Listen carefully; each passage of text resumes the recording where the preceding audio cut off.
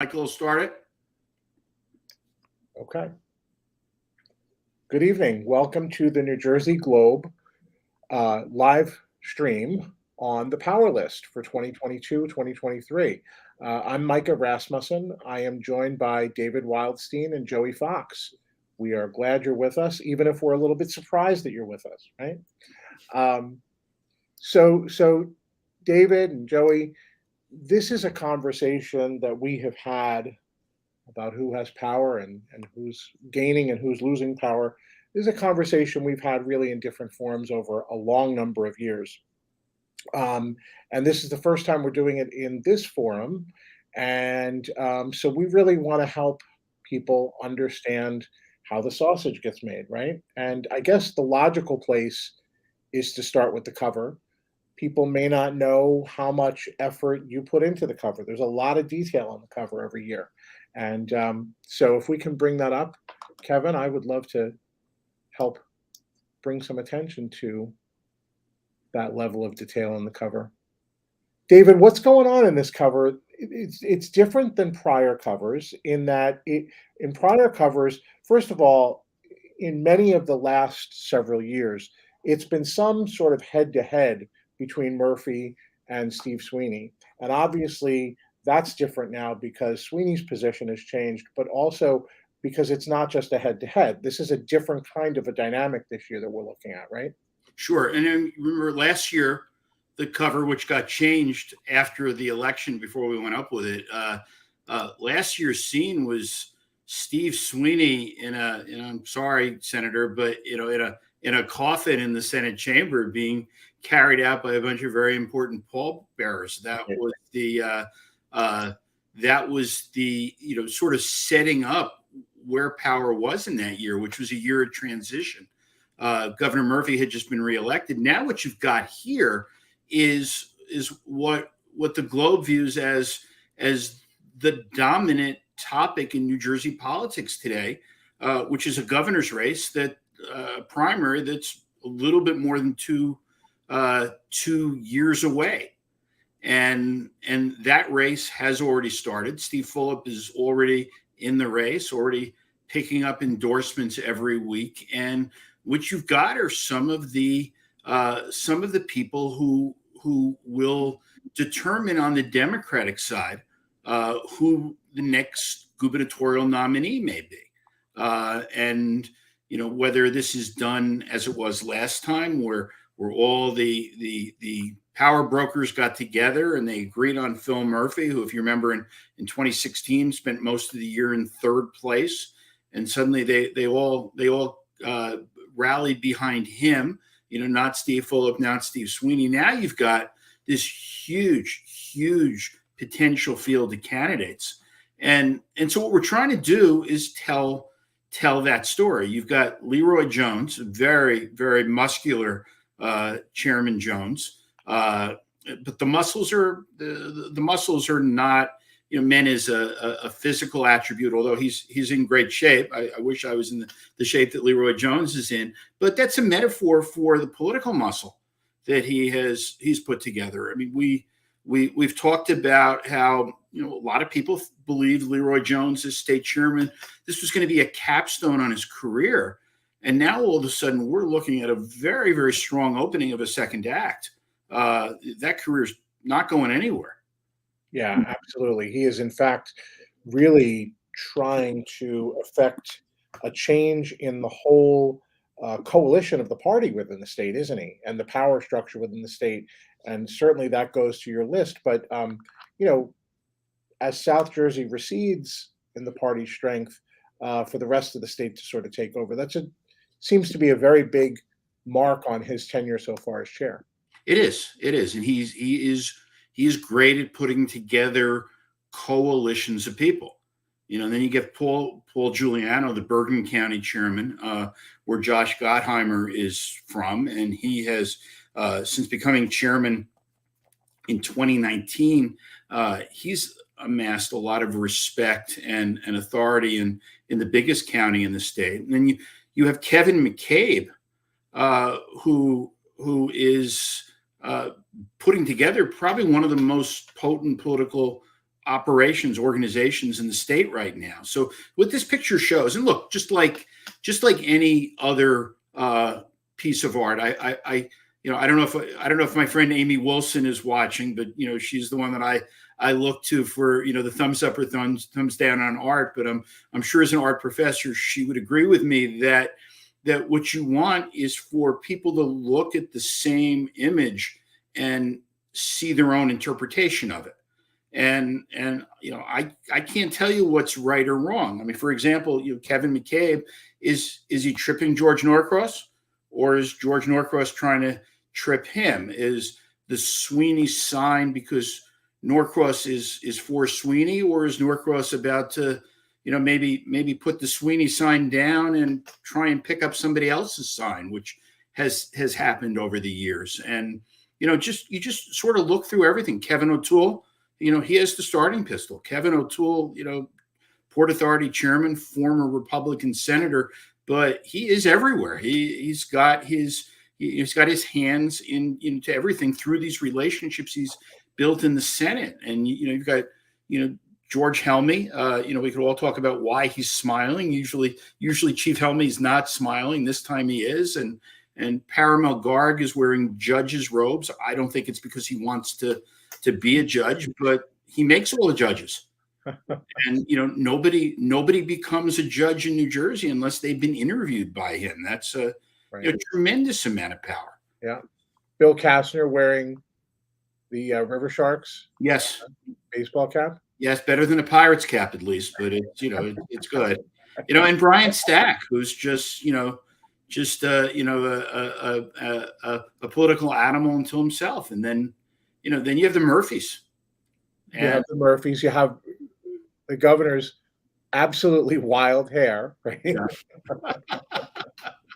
Now, in some ways, we're looking at, as newspapers continue to recede, you and I have been longtime fans of political cartoons of New Jersey, political cartoonists of the past. This is the same sort of exaggerated feature that you would have seen in political cartoons of the past, right? Right. That's true. And, the governor's hair, not that wild. It's just, it's different, and he's a guy about to go on vacation. Well, I think I dare Phil Murphy to try my hairstyle. I dare him. Hold it up, right? I'll tell you, a lot of people didn't get what the 20500 meant. Right. That Tammy Murphy was holding. The explanation that I heard most often is, that must be the limit. That must be the maximum check that you can write. Oh no, $20,500 because I asked this question on my Twitter feed, and Bill Smith of Garden State Initiative got it immediately. He said that's the White House zip code. It is. Yeah. And what we don't know is who's going to the White House. Is it going to be Phil Murphy, or is it going to be Tammy Murphy? Right. That's I say that with respect to the First Lady. That she's a force to be reckoned with in her own right. And you have Scutari. Go ahead. Well, just quickly, just something that I just noticed about this cover for the first time is, I understand that this was done in the design so that you could see everybody's faces. But if you take it literally, everyone in this cover is running as far away from Drumthwacket and the State House as they possibly can. So maybe you've got an extra meaning in that too. Maybe, on one hand, everyone wants to be governor. Everyone's got signs for governor. On the other hand, does anyone really want to have the job of governor? No, and I happen, my own interpretation is that it wouldn't look as good if it was everybody's back turned to us. They were facing governor. So utilitarian explanation. Yeah, so that's what it is. But it's funny. Even the helicopter got some notice. Is that Mikey Sherrill's helicopter, or as I was taken out to the woodshed a little bit by saying, no, that's not Mikey's helicopter. Anybody who looks at that knows that's not a Navy helicopter. That's an Army helicopter.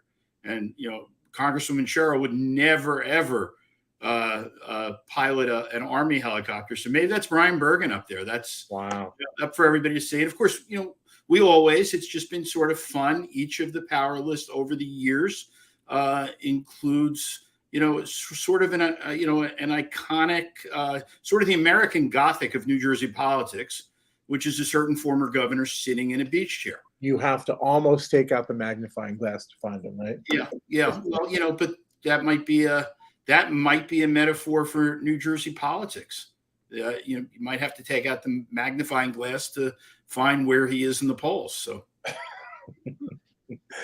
is there any significance to the black and orange of Scutari's sign?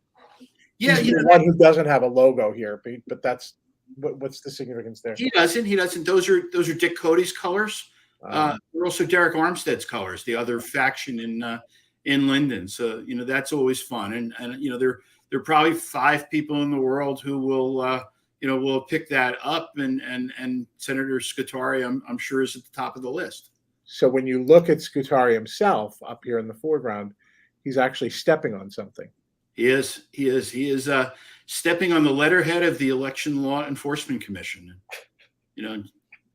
I'm sure Joey can explain. Is Gottheimer's New Jersey backwards? Is that New Jersey backwards? It is, isn't it? No, that's forwards. No, it is forwards. Okay. All right. Yeah. All right. Yeah. All right. If you look, if you squint in a certain way and look at it closely, you can see Vineland as a suburb of the state of Delaware. So you see what you want to see. Yeah, you do. You really do. I mean, I've gotten questions about, why is Norcross in white, white tie and tails, or whereas others are in gym shorts, and there's a lot of different ways to explain that. But look, we want to make it fun, and there's a lot of content in this power list of 100 people plus plus 5, and the Globe, and people who are watching this don't see Kevin Sanders off screen, but he is the one that rides herd over this and interfacing with the artist, and we put a lot of work into this, and this has sort of become something that the Globe is very proud of. Is every year a cover that tells the story of where New Jersey is right now. Yeah. So let's go to that plus 5 a little bit and talk about a new feature, which is the emeritus, the Hall of Fame powerticians, you call it, and it's Loretta Weinberg and Hetty Rosenstein, and Roger Bodman, Joe Krillos, and Michael Critchley. Yes. My understanding is that this was really well received. People were really honored by this and very touched by this. And I have a theory as to why. And one of the themes that you have often talked about, and I'm sure we're going to be talking about a lot tonight, is the sense that power is fleeting in New Jersey politics. And that's the opposite of giving somebody a permanent status, right? It is. And, you get to a point where, we don't put elected officials on this power list. This is really an insider's list. Phil Murphy's not on this list. Legislative leaders, Joe DiVincenzo, the people who stand before the voters, they're not here. And so since we've been doing this list, the Globe, since 2018. I mean, I started doing this list in 2000 for Politics NJ. Until this year, Loretta Weinberg has always been in the legislature, and she wasn't eligible for a slot on this. Well, guess what? She's retired. And when I started thinking about it, Senator Weinberg, and whether you agree with her or not, there's no way you can't have respect for what she's accomplished in her career and the doors that she's kicked open. And so what am I supposed to do? Am I supposed to, find a spot for Senator Weinberg? Is she number 9? Is she, 27? Is she 68? And all of a sudden you start to think Loretta Weinberg, after the career she's had at age 88, she shouldn't be competing with people for a spot on a power list. She should just be in a class into her own, because she's still very active. She's still very vocal. She can get an audience whenever she wants. people are still afraid of her a little bit, and she sort of, there's this category of people. Hetty Rosenstein's in this same boat. I mean, you talk about power in New Jersey and earning power, not just saying, well, I should be on the list, but you're talking about getting it by virtue of your position. Right? Exactly. And here's an individual who's been there. She was at the CWA for 40 years. She spent a long time as the state director. She had an army of people at her disposal. She molded the debate in New Jersey a lot of times. She had a lot of money to wield behind her. She did it her way. Probably the only one on this list that was active in Jesse Jackson's campaigns for the presidency, because she did it not ever being told where she had to be, but only marching to her own drummer. And she retired a couple of years ago, and she's still very active and highly sought out as an advisor. And what am I going to do? Have Hetty compete for a place on the list? And it's the same thing with Roger Bodman and Joe Krillos. They've just been around so long that they've earned this sort of emeritus status as a politician, that they shouldn't compete for a place out of 100. Michael Critchley just in a league of his own in terms of the connections and the reach that he has, and the respect that people have for him. And all of us wish we had Michael Critchley's Rolodex. So with regard to the first four, and I'll put Michael in a little bit of a different category, but you could certainly argue that the two Republicans and the two Democrats very much consciences of their party, right? They're very much a sense of gravity in their party. Sure, absolutely. And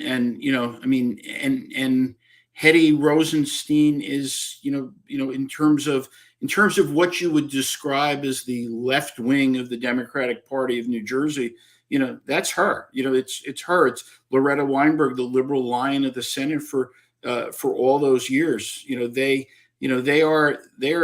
They're not at the center of their party. And Roger Bodman, I don't think anybody has ever posted the lifetime earnings as a lobbyist that he has, and he's run a statewide campaign, closest statewide campaign in the history of New Jersey. Cabinet member, at the age of 29. I mean, again, he doesn't have to compete with anybody. He is a guy that who has just exudes gravitas. And I'm going to put in a little bit of an education plug here, but you're going to see a number of these officials throughout the list who have taken the time to spend in the classroom. Roger was one of my grad school professors. He came and taught a class at Eagleton with Harold Hodis, and he didn't have to do that, but he did that because he wanted to impart some of this knowledge to the next generation. Pretty cool. Tremendously, what you have for all of these people is respect and admiration from both parties. They were all partisan. I mean, Michael Critchley was assistant counsel to a governor.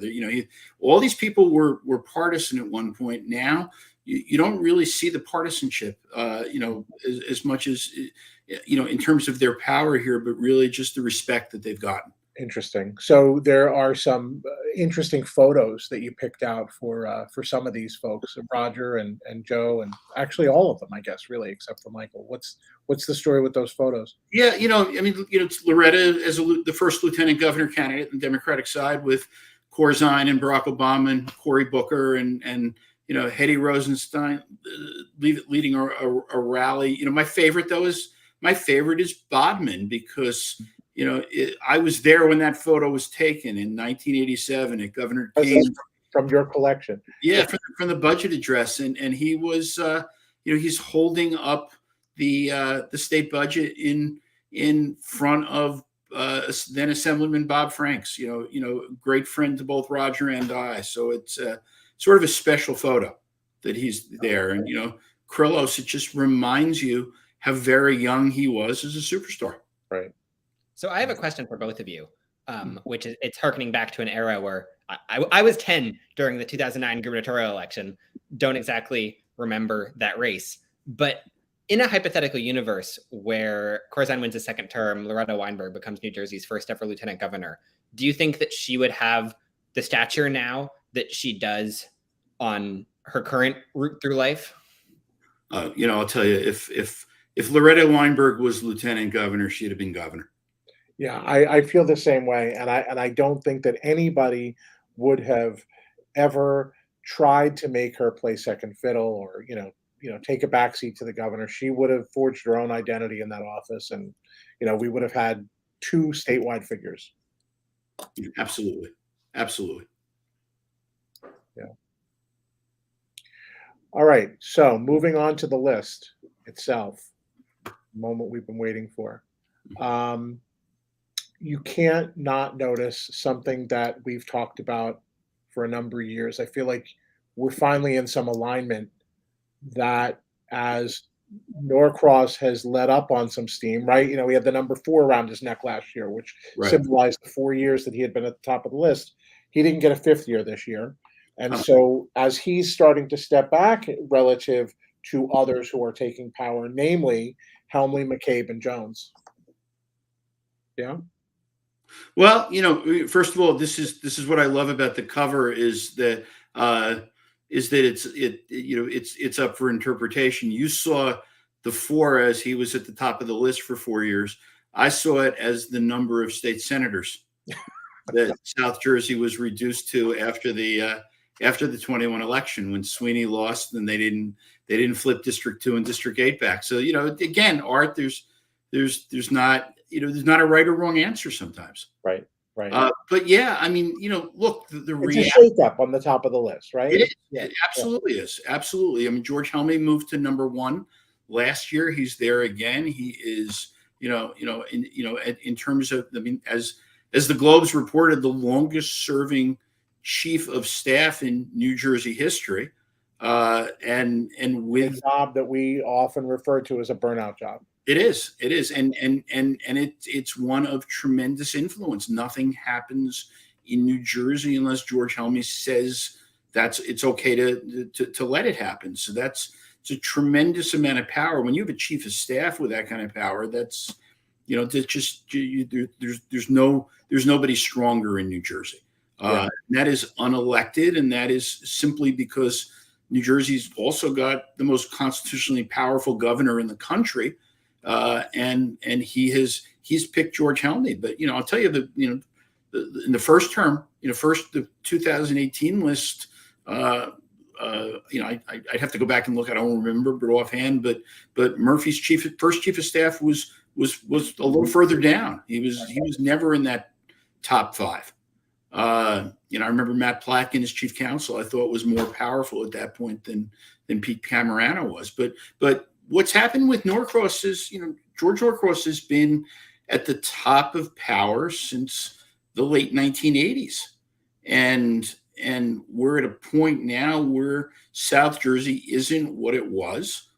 South Jersey is becoming, and Joey can speak to this also, more Republican than it used to be.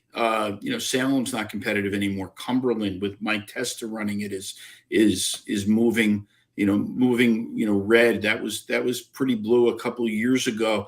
And so the size of the legislative delegation is gone. He doesn't have District 1 anymore with Jeff Van Drew. He doesn't have the Atlantic County District. Right now, 3 is not in his column. 8's not in his column. So suddenly what you've got is really more of a regional organization. That doesn't mean that George Norcross doesn't wield extraordinary power. It's just that I think this year Kevin McCabe edged him out. Yeah. And I think that there's an interesting example of Norcross's both his immense power in certain ways and his reduced power in other ways with the Elections Transparency Act this year, where you had Norcross in a feud with Nick Scuteri, and that led to a brief moment where South Jersey withdrew its support for the Elections Transparency Act. And so that, on one hand, was sort of a sign of Norcross's continued power, that he has this block of senators and assembly members who he can say, okay, yeah, no, I don't like this bill, or we need this change. And they'll be like, yep, sounds good. And there are people in the legislature who remain agents of his will to a certain extent.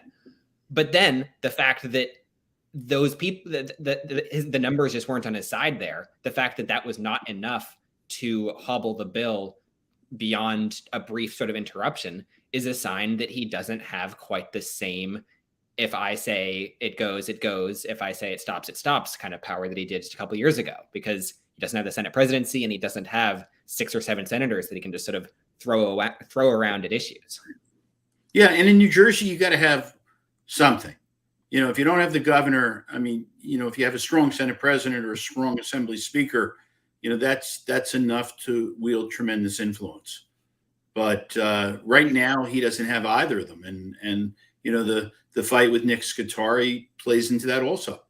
And that underscores how important 2025 is to the South Jersey machine, is that they need to win this governor's race, which they may or may not do, but that would be a foothold for them to have that power that comes to the office. Sure. 2023 is also super important in the sense that you could see Norcross grow to 7 legislative districts, or you could see him shrink to 3, depending on how 2023 goes. Yeah. So that's another point worth making, is nobody here is saying that the number 3 guy, count him out on the list at all, because I would say South Jersey is much more in a state of flux right now. I mean, on the Republican side, they haven't consolidated their power. They're certainly fighting with each other. It remains to be seen how South Jersey is going to fall out, right? Right. I mean, it's the Tom Crone line that I keep repeating, which is, this is why Republicans can't have nice things, because all of a sudden here they are, they've got District 3 back for the forget the couple months of Ray Zane when he switched parties. That District 3, which has been politically competitive, but it really hadn't had a Republican senator since pre-Watergate in the early 1971 election. So all of a sudden they have that, and now they're fighting over it. And District 4, I mean, Al Barlas, the Republican redistricting commissioner, I guess soon to be an assemblyman, but he really just teed up District 4, and now they're just fighting. And look, we've seen knockdown, drag out primaries before, and it all gets put back together. So, I don't know what that means, but that will affect how power is done. I just don't want to get too much to an election analysis, but yeah. Yeah, we didn't want to do that. That wasn't the point. But I guess the point is, there is such a potential for chaos. Look, you've got unions fighting proxy fights with some of these primaries, right? And anybody who thinks that Norcross can't rise out of those ashes is underestimating the guy, right? Yeah. Can't. Although then you look at Middlesex, then you look at the number 2 guy on the list, and you see this big Democratic delegation, 5 senators. Can't count the number of assembly people off the top of my head, but a fair few.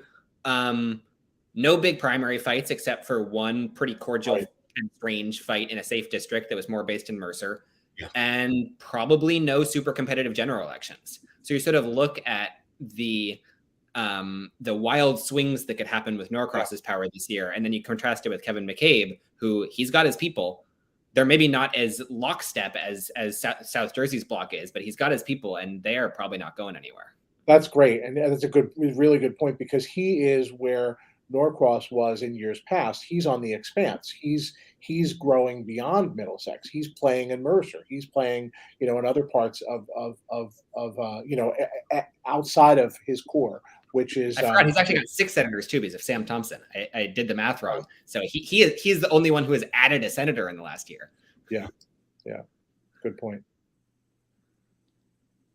So going beyond that, we talked about Leroy, and we talked a little bit about Tammy Murphy. Power in her own right? One of the phenomenons that's interesting to me is there are couples who sort of get on as a couple, and then there are couples who have independent power. The McCabes have independent power. The Murphys have independent power. Yes. Yeah, they do, and I think one of the things that will be interesting to see in when we get to the 2026 list is where is where's Tammy Murphy going to be, and where's Phil Murphy going to be? And I will not rat out anybody, but there are people in the Murphy world who say she's going to be higher than he is. Mhm. That she's going to be a force because they were a power couple, but boy, she when she wants to raise money, I mean, I don't think there's a fundraiser in the state that really can compete with her. And Right.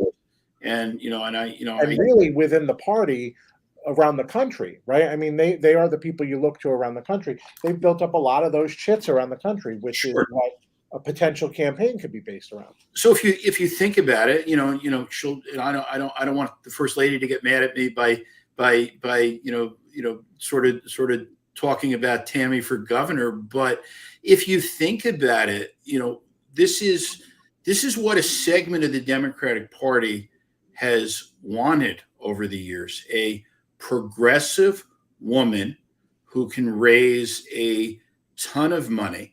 Now I've described two people in New Jersey, Mikey Sherrill and Tammy Murphy. But Tammy Murphy, and there was a poll that she had tremendous name ID also. So if Governor Murphy leaves office with a nice approval rating, I think I think those discussions about her in the future, maybe not right away, give her a little bit of a break, but she is, she's, as I keep saying, she's a force in her own right. And I think I started her section of the power list by a slight comparison to Helen Minor. Yeah. So it is not unheard of that a former first lady of New Jersey might go on to have a successful political career in her own right. Absolutely. So then we've got Parimal, who we've talked about as well when we talked about the cover, right? And chief counsel is another position of tremendous responsibility in a state with such a powerful governor, right? Yeah. It's an automatic platform for that office. It will. And Parimal Garg will break the record, soon as the longest serving chief counsel in the history in New Jersey. And, and you think about that, what that means. And the power list describes that of, there's not a bill passed by the legislature that he doesn't read and weigh in on. And he's that front line of saying to Governor Murphy, sign it, veto it, conditionally veto it, whatever it is. That's hugely powerful. There's Supreme Court justices have to be interviewed by Parimal Garg, every Superior Court judge, high level people. And he's quiet. He doesn't ever promote himself, doesn't give a lot of interviews, but he's somebody the governor listens to. He's the governor's lawyer. So then we've got the first and only Republican in the top 10, right? Kevin O'Toole, number 7. And that says something in and of itself, right? About the state of the party and the state of the state, right? It does. And, and what it shows is here's a guy who after his own political career has actually become more powerful. I think he's more powerful today than he was when he was a state senator. That comes from running an enormous bi-state transportation agency that is bigger than 6 states or 7 states, and holding on there, getting there through the power of maybe the Senate and Sweeney, but staying there with reappointment from Murphy, right? Right. We're in year 6 of Phil Murphy's administration, and Kevin O'Toole is still there, and Republican is still there. Yeah. If you watch, George Helmy, Joe Kelly, Chris Bolwich, when they did their, Joey was there. I'm going to be honest, it was a tiny bit ridiculous. It was kind of, every state senator had it in their minds that they wanted to be the ones to bring up Kevin O'Toole and say, Kevin O'Toole is great. You should support him. And so they all just started skating onto each other. Like, and I want to add to what the senator said, that Kevin O'Toole, okay, we get it. But that's a lesson for people, for young people who want to understand what power is. Power, among many, many other things, is about relationships. And it's about, history with people, and the fact that you can have a conversation with somebody and be trusted. And, I think it was last year we we described O'Toole as the consigliare's consigliere. He's all the people who advise the most powerful people in the state. Kevin O'Toole's the one giving them advice. Yeah. So you talk about you just mentioned young people. I had a student in my office today. She's going to take a year off, a gap year, and she's going to go back to law school after that. But she's from North Jersey, Bergen County, and she wants to go work for a law firm. And I said, "Oh, do you have any idea which firm you're going to apply to?" And she said, "You know where I want to go work? O'Toole Sprago." And I was like, "Wow, what do you know about that?" And even she understood the power of this firm. Yeah. It was pretty amazing for a casual observer. I mean, not everybody follows this as closely as we do, but she got it. Yeah. Yeah. Okay. So Bill Kastner, now Bill is unusual in the same way that Kevin O'Toole is, maybe even more so, in that he's retained this spot. He's had his ups and his downs through this list, but he is in a top 10 position without a formal position in government at this point, which is pretty rare. It's in his own right. It's very much in his own power. It's personal power. Yeah, and Bill was, Bill, when he was the executive director of the Assembly Majority Office, when Joe Roberts was Speaker, and then Chief Counsel to John Corzine, he was powerful, and then he was an example of it was fleeting. Once he no longer occupied those positions, he fell down on the list and eventually off the list. And now Bill Kastner has worked his way not just back on it, but to the very top. And this is a guy who's still fairly young. And he has, what I find remarkable about Bill Kastner is that he started out on one team and now he's back on another team. He was, he's part of George Norcross's inner circle, and the two of them had a split that's fairly well known, at least within the close political bubble that a lot of us live in, and he was just sort of out there. He was a free agent, and people ran to him. He's now in inner circles for Phil Murphy and for Kevin McCabe, and with the Speaker of the Assembly, he too, probably stronger today than he's ever been. And what that tells you about, we look at little lessons about power. One of the reasons Kastner is powerful is because he's just smart and he's good at this, and he sees what other people don't see, and he's got extraordinarily strong policy chops. He gets public policy. He understands all the nitty gritty, and he understands how government works. And when you are as smart and as personable as Bill Kastner, you can survive being on the outs with George Norcross and still be at the very top of this list. There's tremendous respect for people who don't have it by virtue of position or by virtue of a connection to the consigliere of an elected official. That's one of the more impressive ways to be at the top of this list. Mm-hmm. Yeah. So before we go any further through the list itself, I want to ask you a little bit about the sausage being made, if you are willing to share it. We Sure. know that this is something you take extremely seriously, as you do all things New Jersey politics. I sometimes get the mental image, for some strange reason, of a baseball statistician. I'm not sure why that might be. But what goes into the calculus? What goes into the measure? How do you figure this out?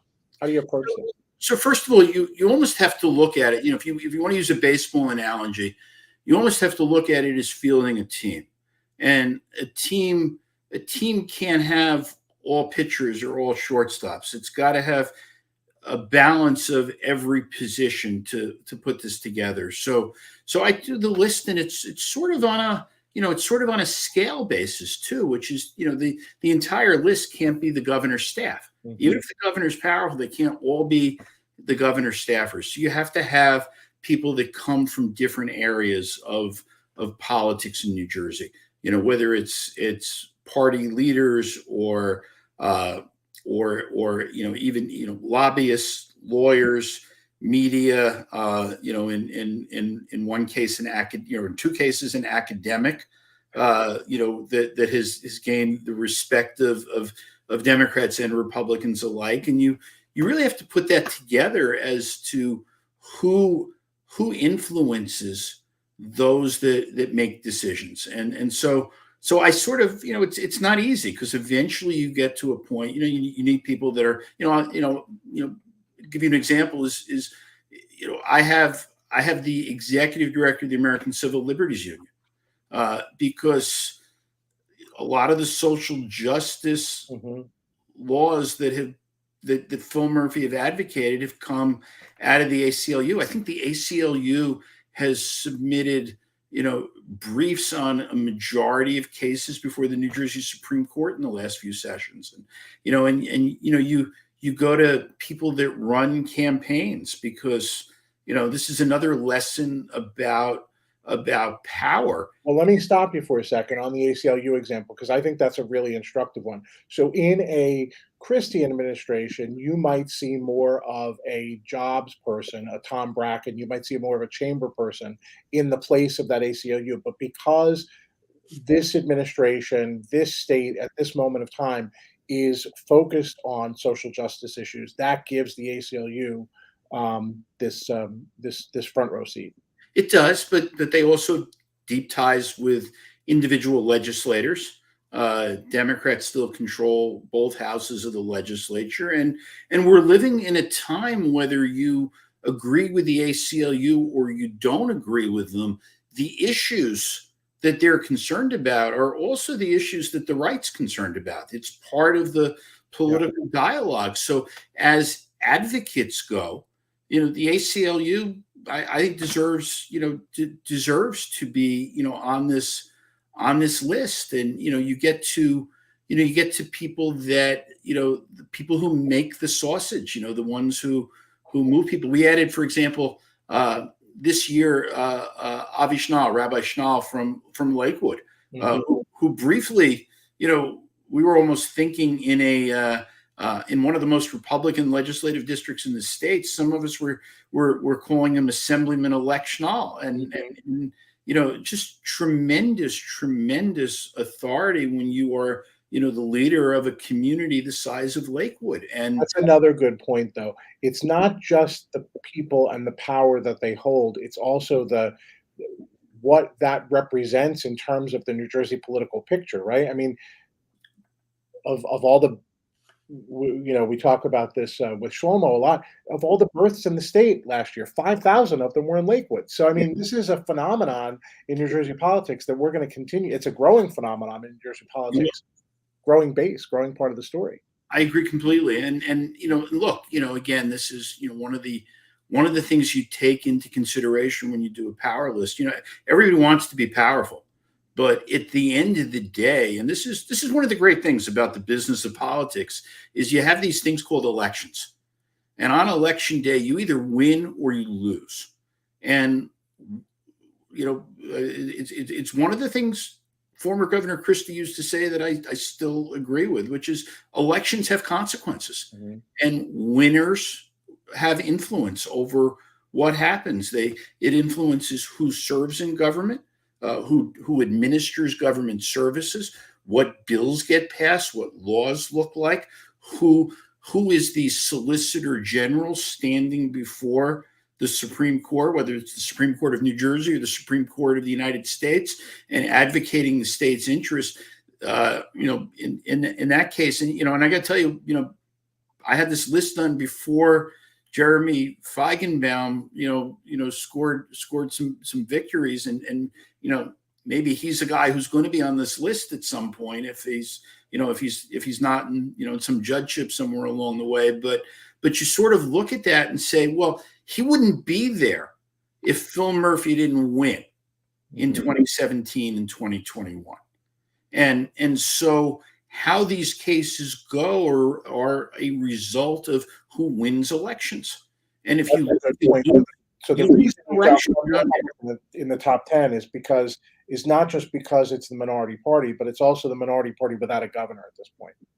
As you said, whether it's a party organization or whether it's a boss or whether it's a chair, you've got to have something. And right now they don't have something. Right. Yeah.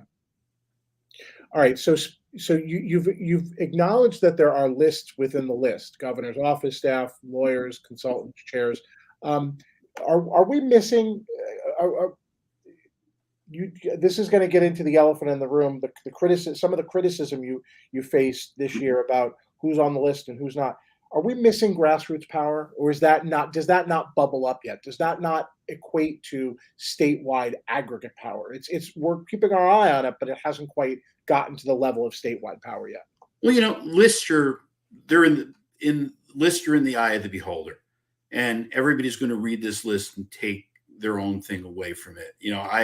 I think grassroots activists. What's a grassroots activist? And I debate these on constantly on morning calls with Joey. Usually after the point where he'd say, "God, please let him stop talking about this so I can go to work." But the reality is we've got to.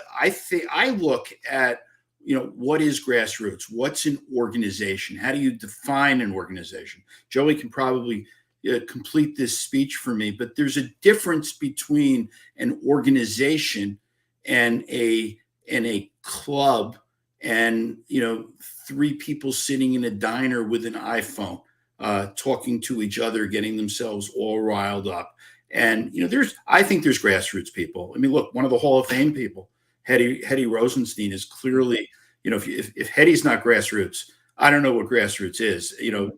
Sue Altman's on the list. We talked about Amal Sinha from the ACLU, right. But there's a point where you have to win, and there's a difference between being influential and being powerful. Okay. And this list are people that are powerful. Well, that brings up, and it's after 9:00, so we can say this, right? Some people have said that the list looks like a sausage party. Yeah. You say you're holding up a mirror and you've got to be true to your mission, which is to assess power where it exists and where it resides, not where anybody might wish for it to be.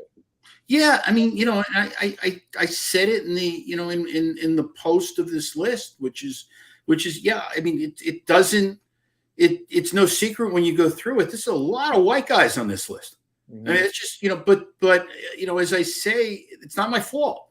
This is what power in New Jersey looks like. And if I want to put out a good product, and I hope some people think I do, but if I want to make this list accurate, you got to call it like you see it. And the reality is, this is where power is right now. If it changes, and by the way, it's I didn't do power lists in the Whitman years of 93 to 99. That was she was sort of leaving as I was starting Politics NJ. Right. But this would have been a different list under Christy Whitman. She had a woman as her chief of staff. She had a woman as her chief counsel. She put a woman on the Supreme Court. It was a majority. I think a majority of the cabinet were women, and a lot of her staff. So I don't think it's always been this way. I think it's been this way most of history. But this is how it is. And if you're going to start reserving slots to sort of balance it, of saying, well, I'm going to take this person off the list. You think that would be obvious? Somebody would be missing. Yeah, I do. And I got to tell you, I get this all the time from people that I talk to that are on the list. Nobody wants to be on the list if they don't deserve to be there. Because everybody in the political community would know they don't deserve to be there. So here are a couple of interesting ones, and I know we're getting to the point, getting up there. Sean Spiller at number 14, and Brendan Gill at number 19. Mm-hmm. Two Essex County elected officials. That's a very rare thing to be on a list where you've said we're not including elected officials. Talk about why they make the list. Yeah, so there's an asterisk there with both of them. I think they'd. If anything, they're less powerful because they hold public office, because they have to, watch out for their own constituencies and their names on the ballot. And Brendan has He's run 3 statewide campaigns. For a guy who is closer to Joey's age than my age, he's fairly successful. He's somebody that Joey's doing the math, and he's going to call me out and say I'm off by 5 years, but I don't know. But the fact that he's a county commissioner, I mean, and no disrespect to county commissioners, but if I opened the list up to them, I don't know that the list would change all that much. Okay. If I did a county commissioner list and included the Rowan, positions or something like that, maybe a little bit. But, you got Sean Kennedy, who's covering Rowan, which is a political power base now. Sean Spiller is not on this list because he's the mayor of Montclair. He's on the list because he's the president of the state's largest public employee union, the NJEA, where he influences thousands of votes and millions of dollars into campaigns. So then another interesting one who doesn't go to elected, but who runs is Jack Ciattarelli, the Republican standard bearer, you call him. Yes. At 20. Yeah. I mean, Jack is everywhere. He's been running for governor since 2016. And he's showing up everywhere, and Republicans seek out his counsel. And he was almost governor, and he may be governor. Bill Spady is on this list too. Yeah. Not because he might be governor, and he might be, but because he has this power base as morning drive time host on New Jersey 101.5. Well, let's talk about both of them for just a second more, which is, we're at a point in our politics where you sort of have to pick sides. Nobody wants you to sit on the fence. And so as they go around the state, South Jersey, Gloucester County, that kind of thing, they're picking sides. Does that diminish or help them? Does that help them or hurt them? That they're sort of out here on this list before a campaign means that they're going to be looked to choose sides. And they are choosing sides in some cases. They are. Let me punt this one to Joey. Put him on the spot, because Joey's watching these races. Right. Part of it depends. Well, I don't know how, to what extent Ciattarelli has really publicly taken sides. I think that you're seeing that more with Spadia than you are with Ciattarelli, at least at this stage. But the basic answer is the same answer we've already been talking about: is that if you win the election, then that gives you power. And so if you back a bunch of candidates and they are successful, then you don't just have a bunch of random Republicans who are backing you. You have several state senators and assembly members and county commissioners and whatever the hell else. If they lose, then you didn't get anything, and you might have some people who are in elected office who are mad at you. So, it's, that is the essential risk of getting involved in these elections. You make allies and you make enemies, whereas staying back makes you neither. So if you want to sort of judge whether this is a good power play, you can't yet. You have to see how the elections themselves actually shake out. Yeah. Yeah. And Micah, you look at, there's a couple county chairmen not on this list that could easily be on this list next year. So one is Janice Mironoff, who, she's the mayor of East Windsor. Right. But the power comes as the Mercer County Democratic chairman. And somebody asked me today, well, why isn't Mayor Mironoff on the list? Why isn't she there now? And my answer is because she's positioned to be there, but right now she backed Dan Benson for county executive. Yeah. Dan Benson's going to be the county executive. I apologize to her Republican opponent, but Lisa Richford, yeah, Benson's going to win, and she's going to be the county chair of the party in power. Right now, she, and Brian Hughes is still the county executive. The other is George Gilmore, and where I came down on, Gilmore used to be at the top of my list, and I wouldn't be surprised if he's at the top in the future, but until this election cycle's over and he gets that foothold back into the county government, where he's got approval or veto of every decision, he's not there yet, but very well could be. He's added legislators. He's got Carmen Amato,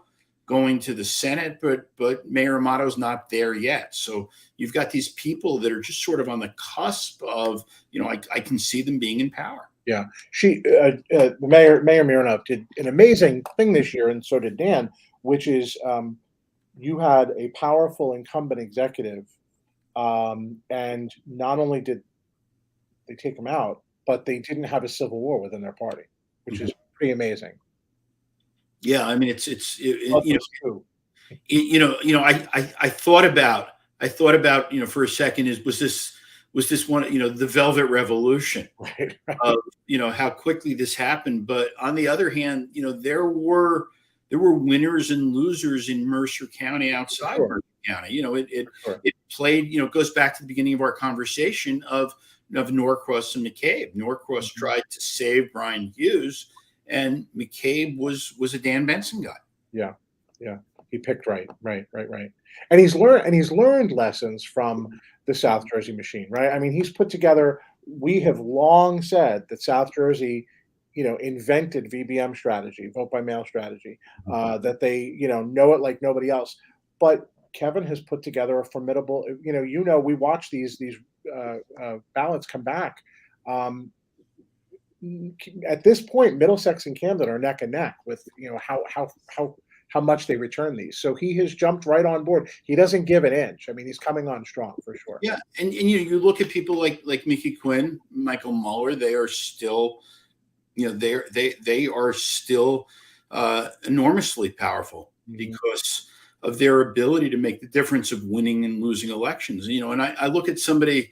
I think Edith Delgado was at like 99 or 100 last year. This year she's at 70.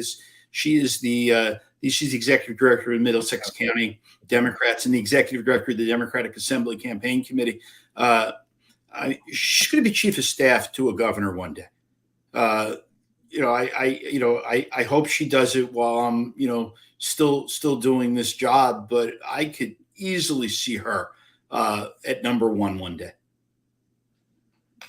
What else jumps out at either of you for the? We said we were going to do an hour. Who else jumps out at you? We've gone through maybe the first half of the list. We didn't really go beyond that. What do you think? I've got a secret for you, because you asked before about the behind the scenes process of making the list, and I'll tell you one of the first things that David will do is he'll take spot number 69 and he'll reserve it for Matt Friedman. Every time. It's as close to the Hall of Fame as you can get. Even if Matt was the most powerful person in New Jersey politics, no, he isn't. He's the 69th most powerful. and I'll tell you what. Here's what I'll say to those who have braved through this and have watched this. I'm not going to explain why he's in that spot. Write to Matt and DM him, tweet to him and ask him to explain it. And if he wants to, he will, and if he doesn't, that's up to him. Brian Thompson retiring this year. I mean, he's held the spot on this list for a long time. He has. Yeah. And this is something that should be concerning to all of us. It's not like somebody's lined up to take his slot. This is not a system where you inherit a place. And there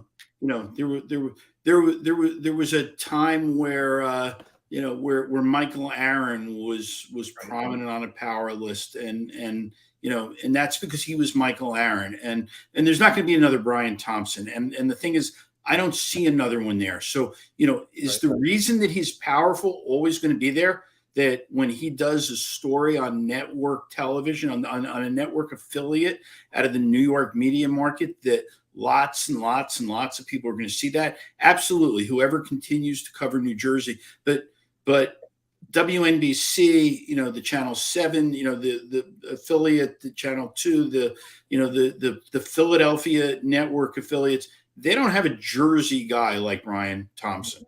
And so whoever is replacing him on ABC TV, they're going to have to earn their way onto a power list. They don't get it just because they're in that position. That's something that Brian has earned over the years.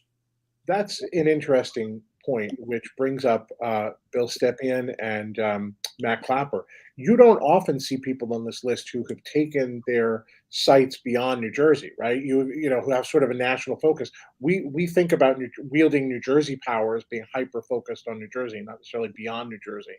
We do, you do, and but you're talking about those two in particular. Is you can take these guys out of Jersey, but you can't take Jersey out of them. Right. And Clapper and Stepien are Jersey all the time, and they are always paying attention, even to what's happening here. Matt Clapper is the chief of staff to the Attorney General of the United States, and he's got I would imagine a whole lot on his plate every single day. But Clapper could name the 80 assembly members and all the county chairs, and he knows his county commissioners and his council members, and he would pass a Jersey current events test easily. And Stepien, same exact thing. Absolutely. And then you have another husband and wife couple who have their own spots and their own respective rights and wield their own power. Laura Matos and Sean Darcy. Yes, they do, because they do different things for a living, and they speak to different people, and they influence people in different ways. Laura as an activist and lobbyist, and Sean as a political strategist. They're not in business together. So they're a power couple, but they independent power. Yeah, but I don't. I'm saying, there are people who are on the Dakotas brothers who are on the list. Their power is sort of jointly held, but it is. There's not many like that. Yeah, there's not many like that. I look at Steve D'Amico and Brad Lawrence. Right. That's like Bradico. That's they have been business partners for so many years. Running, I think it's over 20 years since a Democrat has won a statewide office in New Jersey that they haven't run the campaign for. They are one in the same. Singer, Dancer, and Malone. There's some names you can't say without the other. Exactly. Yeah. Exactly. Yeah. Anybody else jump out for the top? As we round out, maybe the last quarter of the list. Anybody else jump out? Well, Harry Hurley's interesting because we don't have a lot of South Jersey observers, right? South Jersey, where a lot of change is going on in the state. And we've talked about that, but he's one of the observers in a place that doesn't get observed all that much. He is, and he knows everybody, and Harry is an unabashed conservative, and Phil Murphy goes on his show, and that comes from his reach. And one of the things, by the way, that I asked Joey to do on this is to Joey understands that when the three of us to get together, we can go hours and hours and hours and sort of make it like an old Jerry Lewis. Yeah, now over. So Joey's job is he's going to jump in very quickly. So let me answer that, before we wrap up with let's go to number 100. Jackie Burns, first time on the list, one of the youngest people on the list. She has been with Mikey Sherrill since 2018, I think since 2017. And as Congresswoman Sherrill is now looking increasingly like a candidate for governor of New Jersey in 2025, Jackie is in her circle. She managed that campaign last time. She's done 3 Sherrill for Congress races. Deputy campaign manager for Phil Murphy in 2017, not an easy race. And if Mikey Sherrill is governor, you're going to see Jackie Burns high up on that list. So this is sort of her debut right now. And you got Mikey kind of or Congressman Sherrill shoving 2 people onto the list kind of by brute force. You got Jackie Burns and you've got Molly Bonato, who eventually became Murphy's campaign manager. But first she was on Team Sherrill. So sort of in this last half of the list, you got up and comers of Team Sherrill. Yeah, and running winning campaigns in Hudson County before there was a Mikey Sherrill. So even her influence in New Jersey even preceded Sherrill. And something that you and I respect a lot, David, is not just the campaign side of Team Cheryl, but also they really built an old school operation with the congressional office. The constituent service. Congresswoman Cheryl came and spoke on campus this semester, and it was impressive. I mean, we have 6 speakers a year, and they came in and they knew exactly how they wanted to do it, and they told us how they were going to do it, and they did it. And it's an impressive operation that she's running.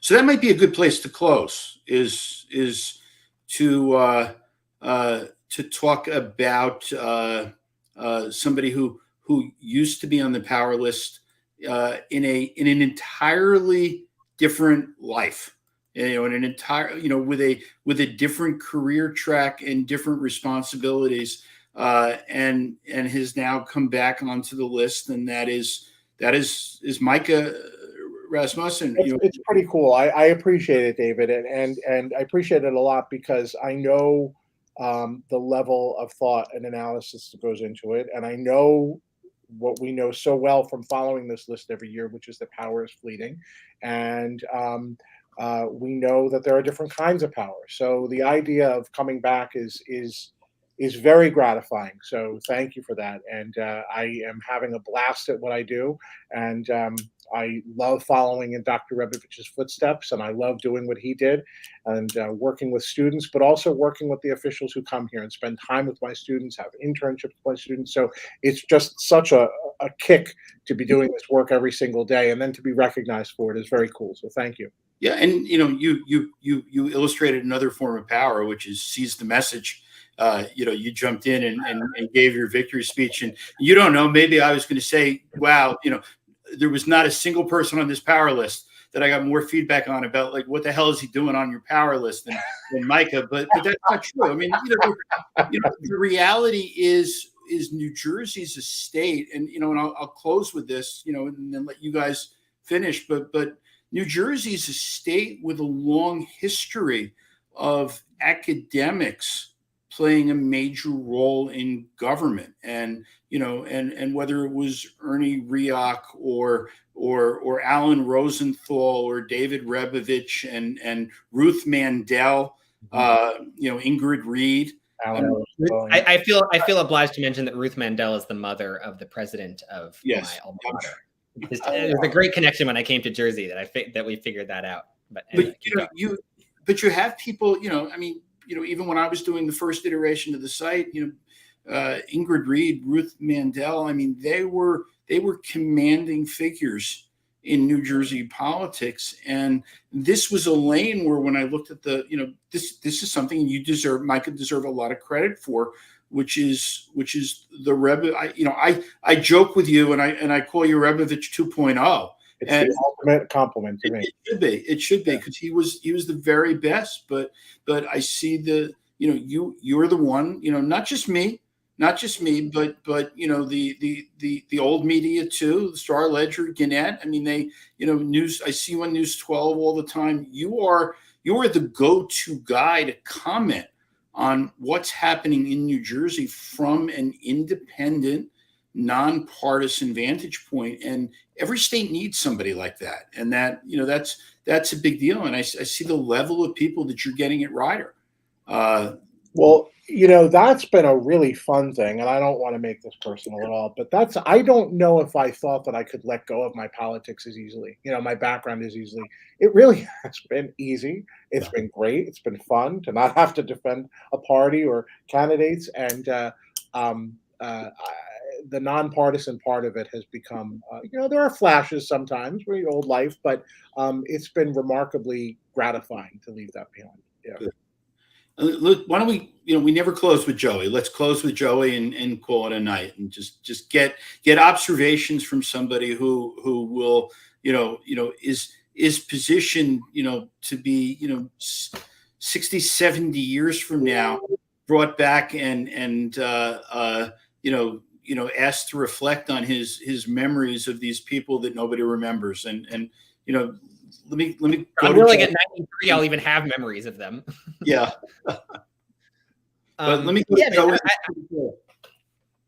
I don't know if this is sort of the message necessarily to close on, but I do have a little bit of a spiel that I've been kind of thinking about, which is, so, you know, the way that the Globe does the power list is unusual in that, as we've talked about before, it doesn't include elected officials really, except for asterisks, which is not really how most power lists that I've seen similar websites in other states and other places do. Usually you'll go onto a power list and write number one, it's the governor or the mayor or the most powerful state senator or something like that. And I mean, obviously that's an interesting and a conscious choice. And it's one that leads to a more interesting list, because you don't just have like, well, okay, duh, Phil Murphy is very powerful. Like, why is that even worth noting? But I think it's also reflective of the particular way that New Jersey politics works, where because of the very strong county parties, because of the party line, because of a lot of this centralized power, you have a lot of power resting in people who are not necessarily on the ballot. You have, like, just in a way that is not, you don't see in a lot of other states, where a party chairman or a consultant or an advisor is going to be the one that holds the real power in a way that the elected official might not. Yep. And I think that that also ties into the very fair complaint that this is a list of mostly white, mostly men. And that is in part because, you know, that's just politics in general. Politics is still not diversified to the extent that American society has. But in particular, you know, the glass ceilings that have been broken are oftentimes the ones of like, okay, so we've elected a woman to the assembly, or okay, this seat on the county commissioner board will go to a black candidate from this town. But what hasn't necessarily been broken through, the glass ceilings that haven't always been broken, are the ones on this non-elected side, are the ones on the elder statesmen and the power brokers. That group has not diversified to the same extent, is not as representative. And so I think that that's where you see a lot of this disconnect come from, is that's just the way that New Jersey politics still works. So again, I don't know if this is the best message to close on, but that's just been sort of what I've been thinking of. And when I was reading it, that's kind of where my mind was going, was like, this is a reflection of New Jersey politics in the best and worst ways. It's a good point. It's a good point. Well, thank you both, as always. This is fun. This is the shortest live stream we've ever done. It's just a mere 72 minutes. And I haven't asked you to yet, but can we come back right before the primary and do a wrap up of where these races are? Good for me. That sounds good. Happy to do it.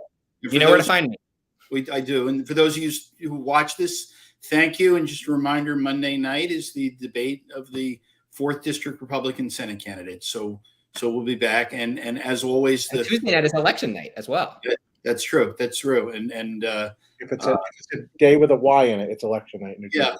Yeah. I always joke, maybe now is a good time, Joey, if let's go through those 14 races and, sort of handy. Yeah, let's do it. I'll try to yawn only once every 5 seconds or so. That's not going to happen. And yeah, the face that people don't see on the screen is the one that the three of us do. Kevin Sanders, general manager of the New Jersey Globe, who puts this together and is just the phenomenal linchpin of this organization. So Powerless literally would not happen without Kevin. Calling me 40 times a day, asking what my status is on getting it done. So we thank you. Or these live streams or the in-person events, right? He does it all. Exactly. He does it all. You'll be number one next year, Kevin. Yes. So thanks, everybody, and have a good night, and we'll talk soon. Good night. Good night.